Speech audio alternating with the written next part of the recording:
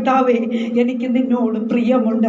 മൂന്നാമതും കർത്താവ് ചോദിക്കുമ്പോൾ പത്രോസ് അതീവ ദുഃഖിതനായി എന്ന വചനം വ്യക്തമാക്കുന്നു. പ്രിയ ദൈവ പൈതലേ, ഹല്ലേലൂയ. അവിടെ പത്രോസ് പറയുന്നു, കർത്താവേ, അങ്ങ് സകലതും അറിയുന്നു. കർത്താവേ, അങ്ങ് സകലതും അറിയുന്നു. എനിക്ക് നിന്നോട് പ്രിയമുണ്ട്. Praise the Lord. നീ സകലതും അറിയുന്നു.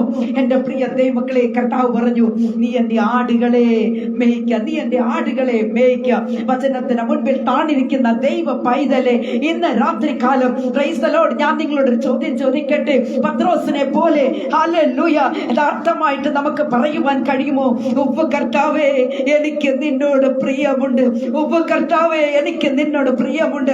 ഈ വചനം കേട്ടുകൊണ്ടിരിക്കുന്ന ദൈവ പൈതലെ, ഹല്ലേലൂയ, ഹൃദയത്തിന്റെ ഉള്ളത്തിനാഴത്തിൽ നിന്നുകൊണ്ട് കർത്താവിന്റെ മുഖത്തേക്ക് നോക്കി ഒന്ന് പറഞ്ഞാട്ടെ, ഉവ്വ് കർത്താവേ, എനിക്ക് നിന്നോട് പ്രിയമുണ്ട്. Praise the Lord. ഹല്ലേലൂയ.